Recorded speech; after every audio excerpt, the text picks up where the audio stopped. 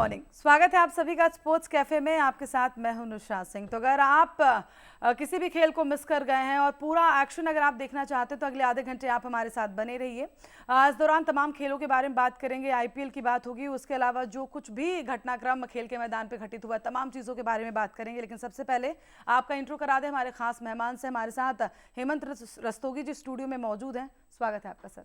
नमस्कार निशा। तो चलिए शो की शुरुआत कर लेते हैं और सबसे पहले आपको दिखाते हैं इस वक्त की हेडलाइंस क्या हैं। Former Indian national rally championship winner Ramanpreet Ahluwalia wins Arunachal festival of speed and Srinivasan barred by Supreme Court from representing BCCI in ICC meeting on 24th April. Kolkata ride on Manish Pandey and Yusuf Pathan to beat Delhi top IPL 2017 points table. And Bhuvneshwar Kumar, 5 wickets and 19 runs helps Sunrisers Hyderabad edge out Kings 11 Punjab. तो चलिए show की शुरुआत कर लेते हैं और सबसे पहले हम बात करेंगे श्रीनिवासन की। श्रीनिवासन को लेकर क्या कुछ न्यूज़पेपर लिख रहे हैं, सबसे पहले ये आपको दिखाते हैं। तो श्रीनिवासन को लेकर जिस तरीके से यहाँ पर सुप्रीम कोर्ट द्वारा आदेश दे दिया गया है, ये कह दिया गया है कि अब वो जो आने वाली आईसीसी की मीटिंग है 24 अप्रैल को होने वाली, उस पर शामिल नहीं होंगे। इस पर आपका पहला रिएक्शन? देखिए, ये तो होना ही था। ये जितना भी विवाद ये जो सामने आया है, सुप्रीम कोर्ट ने जो बीसीसीआई ऊपर लगाम कसी है, इसकी कहीं ना कहीं केंद्र बिंदु में तो श्रीनिवासन ही रहे हैं। ये सारा विवाद श्रीनिवासन को ही लेकर के शुरू हुआ था। अगर आप इस पूरे घटनाक्रम के दो तीन साल पहले जब ये आईपीएल स्पॉट फिक्सिंग का मामला सामने आया था, तो उस दौरान जो अपने दामाद मयप्पन को लेकर के श्रीनिवासन अड़ गए थे कि नहीं, हम उन्हें नहीं हटाएंगे, वो हमारे चेन्नई सुपर किंग्स के एक मेंटोर हैं, केवल मालिक नहीं है। तो उसके बाद ही तो सारा मामला कोर्ट में गया। आदित्य वर्मा ने कोर्ट की शरण ली और एक के बाद एक परतें उधरते गई और सारे के सारे कॉन्फ्लिक्ट ऑफ इंटरेस्ट सामने आए और इतना पूरा जितनी भी गंदगी व्याप्त थी क्रिकेट के अंदर, वो सारी की सारी सामने आई। तो ये जो सारा विवाद हुआ, जस्टिस आरएम लोधा कमेटी जो बैठी, उसकी सिफारिशें आई, तो ये सारा का सारा श्रीनिवासन साहब की ही देन है। तो और अभी तक भी उस पर अड़े हुए हैं कि भाई नहीं, मैं आईसीसी में प्रतिनिधित्व करूंगा, जबकि गाइडलाइंस साफ बोलती हैं कि आप 70 साल से ऊपर के हैं तो आप नहीं बिल्कुल गाइडलाइंस का जिक्र कर लेंगे। लेकिन सबसे पहले दिखा देते हैं दर्शकों को कि न्यूज़पेपर्स क्या कुछ लिख रहे हैं उनके बारे में। ये देखिए, मेल टुडे ने लिखा है Srinivasan can not attend ICC meet, 24 अप्रैल को मीटिंग जो है वो होने वाली है। द टाइम्स ऑफ इंडिया ने क्या कुछ लिखा है, supreme court rules Srinivasan out. The Times of India की हेडलाइंस, तो प्रतिनिधित्व नहीं कर सकते हैं श्रीनिवासन। हिंदुस्तान टाइम्स ने लिखा है Amitabh not Srinivasan can go to ICC. तो हिंदुस्तान टाइम्स ने ये लिखा है अमिताभ जो है उनकी जगह जाएंगे, Srinivasan can not represent BCCI at ICC. तो अमिताभ चौधरी और राहुल जौहरी जो है जाएंगे और प्रतिनिधित्व करेंगे। और हिंदी अखबार दैनिक जागरण ने क्या लिखा है, बीसीसीआई का प्रतिनिधित्व नहीं कर सकते हैं श्रीनिवासन, सुप्रीम कोर्ट का कड़ा आदेश और सुप्रीम कोर्ट ने यहाँ पर रोक लगाई है। हिंदुस्तान लिख रहा है आईसीसी की बैठक में श्रीनिवासन के जाने पर रोक लगी है और उच्चतम न्यायालय ने रोक लगाई है। अगले सप्ताह ये बैठक होने वाली थी। श्रीनी नहीं कर सकते आईसीसी बैठक में बोर्ड का प्रतिनिधित्व। तो अमर उजाला ने ये लिखा है और जौहरी और अमिताभ आईसीसी की बैठक में भाग लेंगे, श्रीनी को अनुमति नहीं। श्रीनिवासन को कोई अनुमति जो है नहीं मिली है, दैनिक भास्कर ने ये छापा है। अब और हमारे साथ लगातार हमारे स्टूडियो में रस्तोगी जी मौजूद है। रस्तोगी जी, आप अपनी बात पूरी करें, क्या कह रहे थे आप? कि जैसे श्रीनिवासन ये अभी इनको मतलब जो लोधा कमेटी की गाइडलाइंस के अनुसार ये उस पर फिट नहीं बैठते हैं। जो सुप्रीम कोर्ट का भी जो आदेश आया है वो भी इसी पर है कि भाई जब आप रिक्वायरमेंट्स फुलफिल नहीं करते, जो सिफारिशें आई हैं कमेटी की, तो आप किस तरीके से फिर जाकर के आईसीसी में बीसीसीआई के प्रतिनिधित्व कर सकते हो। तो और इन्होंने अभी तक तमिलनाडु क्रिकेट एसोसिएशन के अध्यक्ष पद भी नहीं छोड़ा है। जो दिशा निर्देश हैं कमेटी के, उसमें साफ लिखा गया कि अगर आप 9 साल का टर्म पूरा कर चुके हो तो आप फिर क्रिकेट एडमिनिस्ट्रेशन में नहीं रह सकते हो स्टेट के, या फिर 9 साल बीसीसीआई में। तो टोटल 18 साल का आपका टेन्योर हो चुका है, आप क्रिकेट एडमिनिस्ट्रेशन में रह नहीं सकते हो, तो फिर आप कैसे प्रतिनिधित्व कर सकते हो? ये बात एक्सेप्ट कर लेनी चाहिए श्रीनिवासन को। हाँ, लेकिन वो एक्सेप्ट तो नहीं करते हैं, वो तो शुरू से ही उनकी अपनी लीगल टीम है, उनकी अपनी अलग सोच है, और वो सुप्रीम कोर्ट से भी उसमें भिड़ जाते हैं, तो फिर सुप्रीम कोर्ट को अपना डंडा चलाना पड़ता है आखिर में। ऐसा ही होता है, पहले भी बोर्ड अध्यक्ष पद से सुप्रीम कोर्ट ने इनको हटाया था और काफ़ी कड़े आदेश दे करके हटाया था, और उसके बाद अब आईसीसी में जाने के लिए तैयार है। अब आज एसजीएम होनी है दिल्ली में बीसीसीआई की जो बुलाई गई है, अब देखते हैं उसमें ये शामिल होते हैं कि नहीं शामिल होते हैं। अगर शामिल होते हैं तो फिर एक नया विवाद सामने खड़ा होगा। मैंने पढ़ा था यहाँ पर, उन्होंने कहा कि आप लोग मुझसे जानना चाहते हैं लेकिन मैं बताऊंगा नहीं इस बारे में अभी। हाँ, वो बिल्कुल अपने पत्ते खोलते नहीं हैं और अचानक एकदम आकर के आश्चर्यचकित कर देते हैं। तो आज भी कहीं कुछ ऐसा ना हो, मीटिंग में शामिल होने के लिए अगर आते हैं तो विवाद की स्थिति होगी, एक अखबारों की सुर्खियां बनेंगी उनका बैठक में आना। लेकिन अगर वो आते भी हैं और तो उससे कोई अब फर्क नहीं पड़ने वाला है, क्योंकि अब कोर्ट का आदेश आ चुका है कि आईसीसी की बैठक में 24 अप्रैल को होने वाले में वो शामिल नहीं होंगे।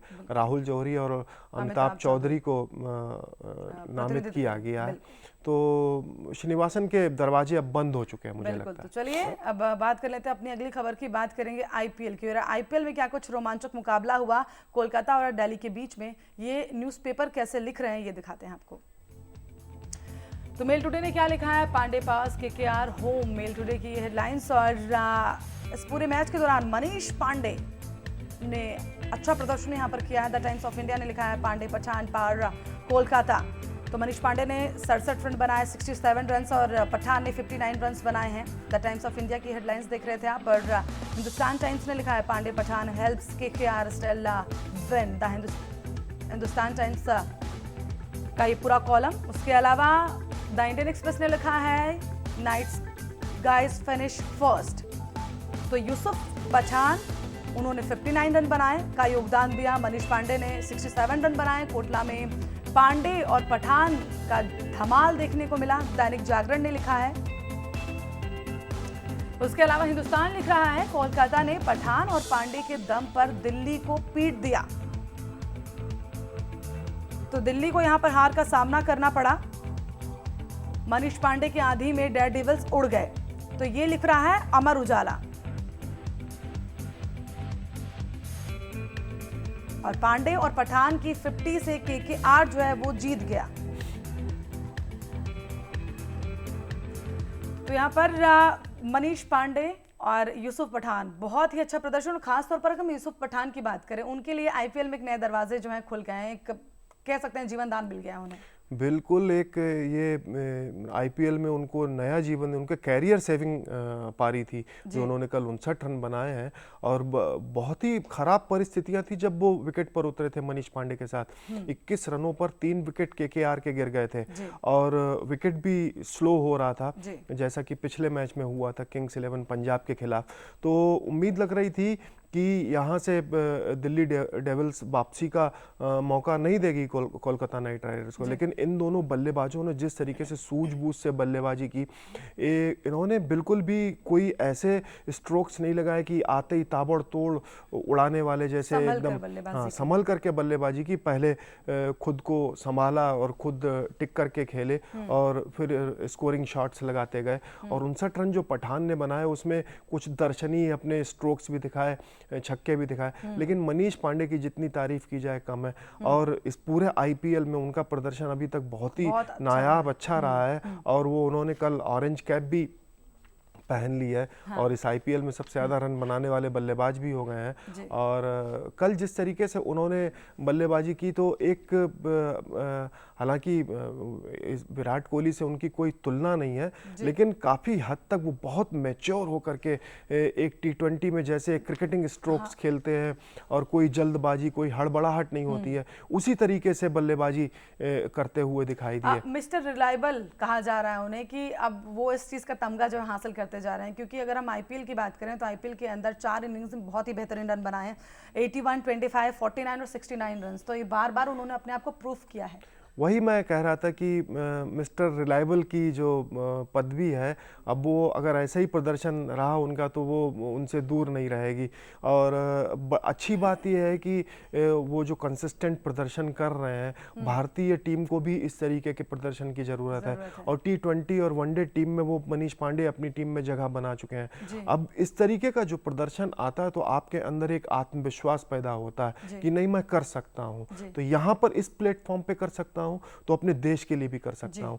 तो मुझे उम्मीद ये है कि आगे आने वाली चैंपियंस ट्रॉफी है और कई देशों के साथ बायलैटरल सीरीज खेलनी है, T20 टूर्नामेंट्स खेलने हैं, वहाँ भी मनीष पांडे इसी तरीके का प्रदर्शन करके दिखाएंगे।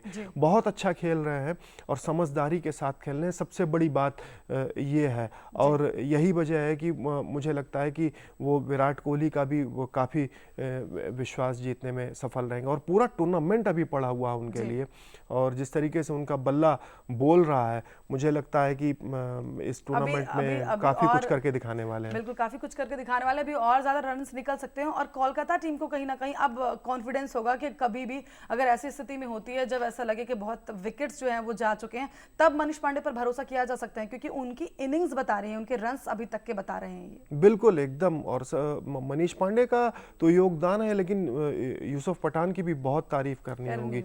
उन्होंने जिस तरीके से आकर के संभाला पारी को, और शुरुआत में रन वही बना रहे थे, मनीष पांडे एक छोर से टिके हुए थे और पठान स्कोर कर रहे थे। तो एक जो दबाव था टीम के ऊपर, वो उन्होंने ना सिर्फ हटाया बल्कि दिल्ली के ऊपर दबाव ला करके खड़ा कर दिया। तो बहुत अच्छी साझेदारी थी 110 रनों की। इसी साझेदारी ने जीत की आधारशिला रखी केकेआर की। बिल्कुल, तो केकेआर की जीत की आधारशिला यूसुफ पठान और मनीष पांडे ने रखी है। चलिए बात कर लेते हैं अपनी अगली खबर की, वो भी आईपीएल से ही जुड़ी हुई है, जहां पर हैदराबाद ने यहां पर पंजाब को हरा दिया है। और न्यूज़पेपर क्या कुछ लिख रहे हैं हैदराबाद की जीत को लेकर, ये देखिए। तो मेल टुडे ने लिखा है, as past against Kings 11 Punjab intense last over. और उसके अलावा Bhuvi repels Manan charge in Hyderabad thriller, the Times of India ने लिखा है। और हिंदुस्तान टाइम्स ने क्या लिखा है, Warner Bhuvneshwar helps survivors overcome Kings 11 led by fighting Vohra.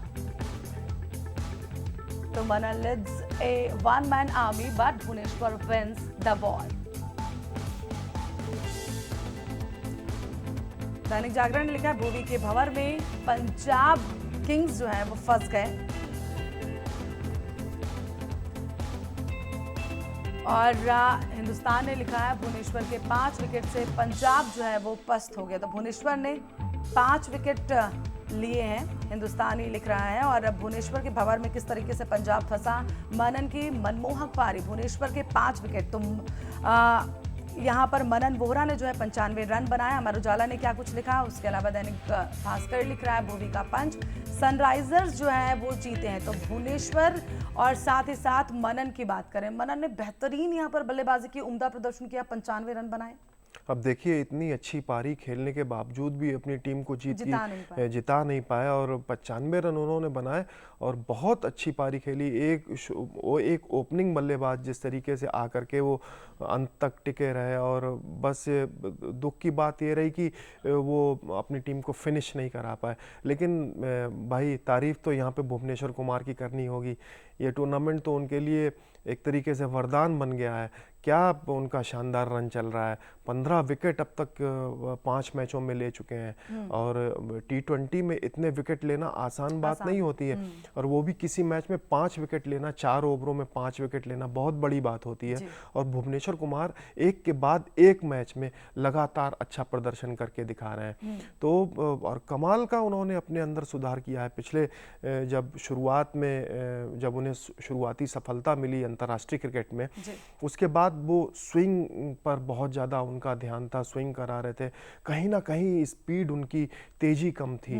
तो जब वो टीम इंडिया के मेंटोर्स के संरक्षण में आए, तो उसके बाद उन्होंने बहुत मेहनत की अपनी गेंदबाजी पर और अपनी स्पीड बढ़ाई है। अचानक जो उनकी गति 125 और 120 के आसपास रहा करती थी, अचानक वो गति उनकी 135 और 130 से ऊपर के पहुंच गई है।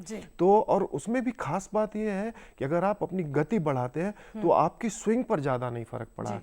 अब इरफान पठान का केस था, वो बहुत अच्छे स्विंग बॉलर थे, उनके पास गति भी थी, लेकिन स्विंग पर अपने बनाए रखने के चक्कर में अचानक उनकी गति गायब हो गई, तो वो खत्म हो गए। लेकिन भुवनेश्वर के साथ ऐसा नहीं है, उन्होंने बहुत अच्छा करके दिखाया। उन्हें जब भी मौका मिलता है, उनकी एक पक्की जगह नहीं है टीम में, चाहे भारतीय टीम हो, पक्की जगह नहीं है, लेकिन जब भी इस गेंदबाज को मौका मिलता है, यूपी के गेंदबाज को, तो वो कुछ ना कुछ करके दिखाते हैं, अपना प्रदर्शन अच्छा करके दिखाते हैं। और ये IPL उनको उनकी टीम में मेरे ख्याल से जो आने वाले समय में जगह पक्की करने के लिए बहुत ये प्रदर्शन उनके लिए बहुत बड़ा हथियार होगा। जी बिल्कुल। तो चलिए बात कर लेते हैं अगली खबर की। दरअसल आनंद राज ने यहाँ पर क्या कुछ लिखा है, क्या कुछ कहा है, क्या कुछ उनका कमेंट आया और न्यूज़पेपर इस कमेंट को किस तरीके से छाप रहे हैं, ये देखिए पहले। तो हिंदुस्तान ने लिखा है कनाडा के खिलाफ जीत का मौका है, अमृतराज ने कहा है। और कनाडा के खिलाफ जीत का मौका ही अमृतराज ने, हम आपको बता दें कि पूर्व डेविस कप के जो है कप्तान रहे। भारत के पास विश्व ग्रुप में पहुंचने का सुनहरा मौका है, अमर उजाला ने ये लिखा है। तो विश्व ग्रुप में पहुंचने का एक अहम मौका कहा है यहाँ पर अमृतराज ने। आप अमृतराज के इस बयान से कितना इत्तेफाक रखते हैं? देखिए, अब आनंद अमृतराज बहुत बड़े खिलाड़ी रहे हैं, डेविस कप टीम के कप्तान रहे हैं, कई वर्षों तक देश की सेवा की है, लेकिन मैं इनके इस बयान से इत्तेफाक नहीं रखता हूँ। कनाडा की टीम बड़ी टीम है, अगर मिलोस राओनिक नहीं भी खेलते हैं तो उनके पास वासेक पॉस्पिसल जैसा खिलाड़ी है, उनके पास डेनियल नेस्टर जैसे डबल्स खिलाड़ी हैं। तो वासेक पॉस्पिसल की तो सर्विस जो 250 के आसपास सर्विस करते हैं, और डेनियल नेस्टर इतने अनुभवी खिलाड़ी हैं, लिएंडर पेस के साथ उस समय से लगातार डबल्स खेलते आ रहे हैं, आज भी खेल रहे हैं और अच्छी रैंकिंग है उनकी। तो और सबसे बड़ी बात, कनाडा में ये मुकाबला होगा Davis cup world group play of का, तो परिस्थितियां भी भारत के अनुकूल नहीं रहेंगी। कनाडा में बहुत ज़्यादा सर्दी पड़ती है और भारतीय खिलाड़ियों की रैंकिंग, सिंगल्स रैंकिंग इतनी अच्छी नहीं है। अब आनंद के ही बड़े भाई जो विजय अमृतराज है, जो महान टेनिस खिलाड़ी हैं भारत के, उन्होंने ही अभी कुछ दिन पूर्व कहा था कि अगर भारत को वर्ल्ड ग्रुप में एक बार फिर से जगह बनानी है तो भारत के सिंगल्स खिलाड़ियों को ATP रैंकिंग में टॉप 50 में शामिल होना पड़ेगा। अब वो जमाना तो चला गया, जब वो जमाना तब था जब विजय अमृतराज और रमेश कृष्णन जब टॉप 25 में रहते थे, टॉप 40 में रहते थे, और भारत हमेशा वर्ल्ड ग्रुप में रहता था। भारत उस दौरान कभी भी वर्ल्ड ग्रुप से बाहर नहीं हुआ डेविस कप के, और यहाँ तक डेविस कप के फाइनल में भी पहुंचा। लेकिन वो समय बीत चुका है, उसके बाद से हम कोई सिंगल्स अच्छा खिलाड़ी दे नहीं पाए। हमारे लास्ट सिंगल्स खिलाड़ी सोमदेव देवबर्मन थे, जिनकी सर्वश्रेष्ठ रैंकिंग 73 थी। तो भारत ने डबल्स में तो अच्छा करके दिखाया है, लेकिन सिंगल्स में अच्छा नहीं करके दिखा पा रहे हैं। भारत को अगर डेविस कप में अच्छा प्रदर्शन करना है, वर्ल्ड ग्रुप में अच्छा प्रदर्शन करना है, ATP में अच्छा प्रदर्शन करना है, तो आइटा को इस बारे में सोचना पड़ेगा कि किस तरीके से सिंगल्स खिलाड़ियों को नर्चर किया जाए, किस तरीके से उनको प्रोड्यूस किया जाए। आपके पास सिंगल्स खिलाड़ी नहीं होंगे, आप टेनिस में कुछ नहीं कर सकते हो। आप पहले एशिया की ताकत हुआ करते थे भारत, लेकिन आज भारत एशिया में कहीं नहीं है। भारत से ये पदवी जापान ने छीन ली है। इस बात का भी उन्होंने जिक्र किया कि गोल्डन चांस है ये 4 साल में, और मिलोस राओनिक अगर नहीं खेलते हैं तो क्या ये चीज मुमकिन है? मैंने जैसा कहा कि राओनिक अगर नहीं भी खेलते तो उनके पास वासेक पॉस्पिसल है, डेनियल नेस्टर हैं, उनके पास बेंच स्ट्रेंथ बहुत अच्छी है। जो हमारे रामकुमार रामानाथन, यूकी भांबरी से उनकी रैंकिंग बहुत अच्छी है। और तो मुझे नहीं लगता है कि वहां की परिस्थितियों में अगर उनकी बी टीम भी खेलती है कनाडा की, तो भारत उस पर पार पा पाएगा, क्योंकि भारत के पास इतने अच्छे सिंगल्स खिलाड़ी नहीं है।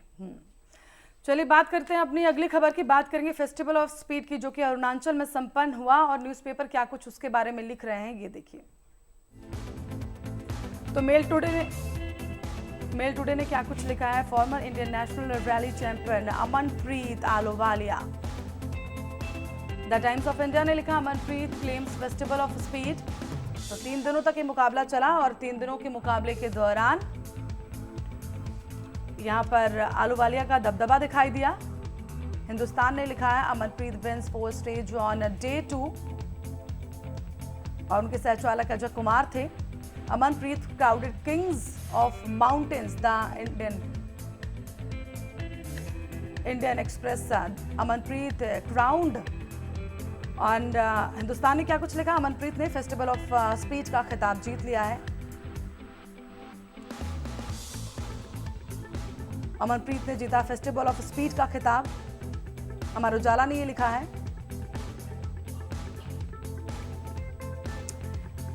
और दैनिक जागरण, दैनिक भास्कर क्या कुछ लिख रहा है, अमनप्रीत बने फेस्टिवल ऑफ स्पीच के चैंपियन। तो 3 दिनों तक ये पूरा मुकाबला चला।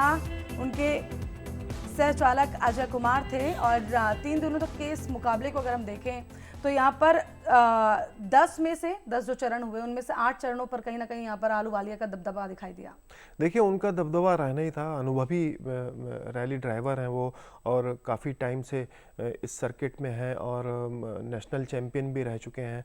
और बड़ी बात यह है कि ये इस तरीके का टूर्नामेंट, इस तरीके की रैली अरुणाचल प्रदेश जैसी जगह में कराई गई। और पहले तो कई सारी रैलियां होती थी, हिमालयन कार रैली होती थी हमारे यहाँ हिमाचल प्रदेश में, अभी भी होती है।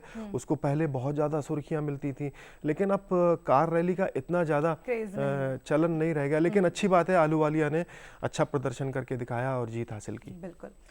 तो चलिए बढ़ते हैं अपने अगले सेगमेंट की तरफ और बात कर लेते हैं योगा की, जहां पर हमारे साथ हमारी जो को एंकर है पूनम वहां पर मौजूद है और उनके साथ योगा टीचर वरुण मौजूद हैं।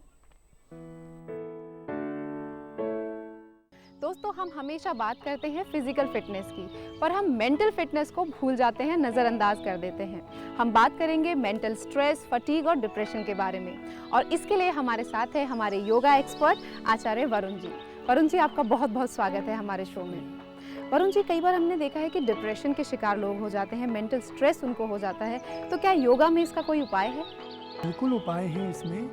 एक तो मैं दर्शकों को बताना चाहूँगा कि जो व्यक्ति सिर्फ दिखने में अच्छा जो है शरीर है जिसका, तो उसको हम ये नहीं बोल सकते कि यह इंसान जो है स्वस्थ है, फिट है।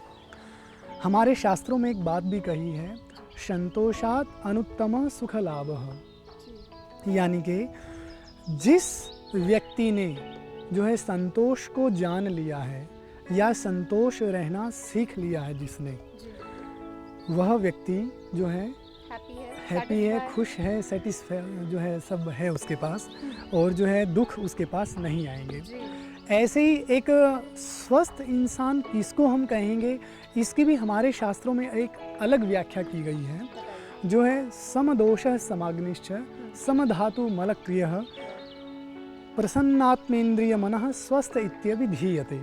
यानी कि समदोषः समाग्निश्च, जिसके तीनों दोष वात पित्त और कफ वो सम हो। समाग्निश्चय, अग्नि जैसे जठराग्नि हमारे खाने को जो डाइजेस्ट करती है वो ज़्यादा तीव्र और ज़्यादा मंद न हो, यानी कि वो ठीक तरह से काम करती हो। हमारे शरीर में जो सप्त धातुएं होती हैं जो शरीर को पुष्ट करती हैं, वो बैलेंस में हो। और साथ ही साथ यहाँ पर एक विशेष बात जो है ध्यान देने वाली, वो ये है कि जो इंसान मन से भी प्रसन्न है वह इंसान स्वस्थ है।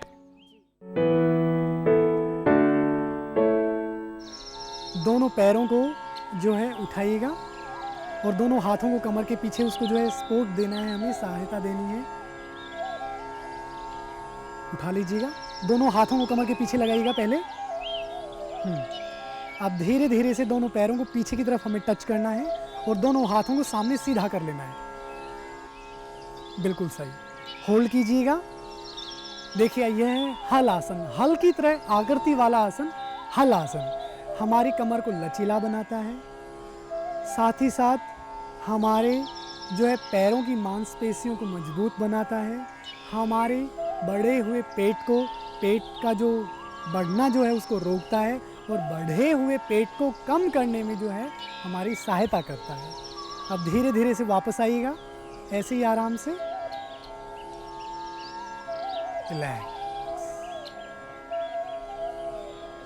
रिलैक्स। अब हमारा अगला आसन है ताड़ासन। ताड़ासन हमने पहले भी अपने दर्शकों को बताया है, पहले जो हमने बताया वो खड़े होकर के बताया है।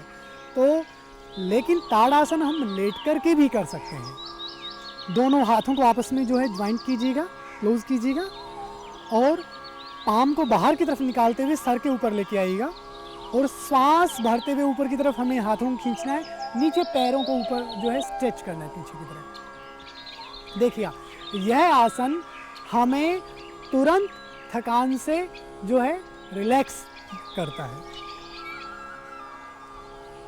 रिलैक्स। और इस आसन को जो है 4 से 5 बार आराम से कीजिएगा, आप महसूस करेंगे तुरंत उसके बाद काफ़ी रिलैक्स आपको लगेगा। अब हमें लेफ्ट साइड करवट लेकर के जो है बैठना है। लेफ्ट साइड करवट लीजिए और बैठिएगा और दोनों पैरों को पीछे की तरफ लेके आइएगा और मकर आसन कीजिएगा।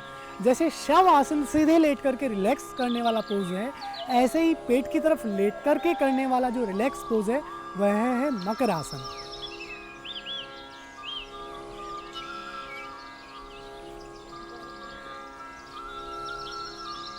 अब हमें करना है इस आसन में भुजंग आसन, केवल भुजंग आसन। दोनों हाथों को शोल्डर की साइड में रख लीजिएगा, पैर पीछे से मिला के रखिएगा और श्वास भरते हुए सामने से ऊपर उठिएगा।